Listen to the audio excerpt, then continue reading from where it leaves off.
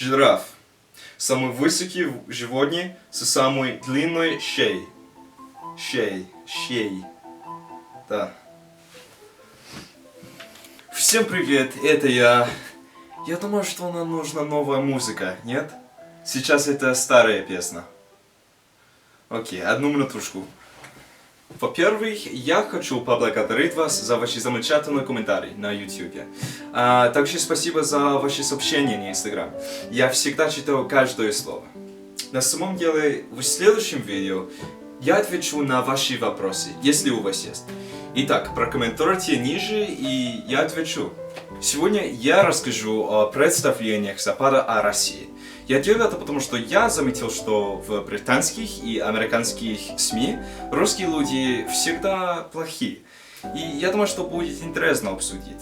Я думаю, что главная причина — английские и американские люди боятся русских людей. Русские мужчины сильные, с глубокими голосами, тогда русские женщины высокие, красивые и без эмоций. Конечно, мы знаем, что это не всегда верно, это только стереотип. Ну, поэтому русские люди хороши для роли антагониста в кино. Например, в Джеймс Бонд. Западная культура — это либеральная культура. Мы празднуем гомосексуализм, мы любим природу и прочее. Например, в моем университете там туалет для людей, кто не есть мужского или женского пола. Я не понимаю этого.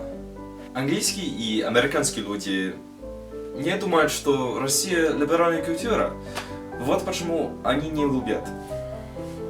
Еще одна причина — коммунизм. Когда люди думают о коммунизме, они думают о России. Конечно, мы знаем, что это старый образ мышления, но все еще широко распространение. Это трудный слов. Тем не менее, это из-за пропаганды. Наконец, Россия — это холодная страна, самая большая страна в мире, очень ровная и в основном необитаемая. Пейзажи, погода не приветствуются. Поэтому люди плохие мнения о России. Они думают, что место отражает люди. Это неправда, мы знаем. На самом деле мне не нравится русская культура. У меня даже есть книг. Животные, иллюстратовни, атлас для детей. Это хорошо. Это мой толк русский книг. Жираф. Самый высокий животное с самой длинной шеей. Шеей. Да. Слон. Самый большой сухопутное животное, только у него есть удивительное приспособление — хобот. Окей. Я читал по-русски. Западных людей боятся русских людей. Но я думаю, что это меняется.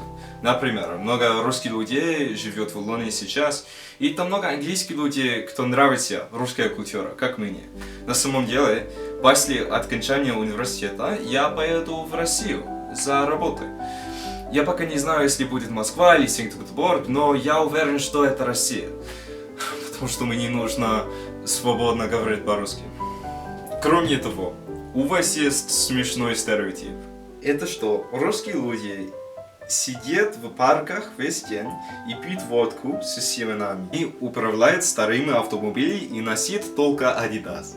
Но я думаю, что у вас есть этот стереотип из-за этого видео. Колбасер по пояс голый.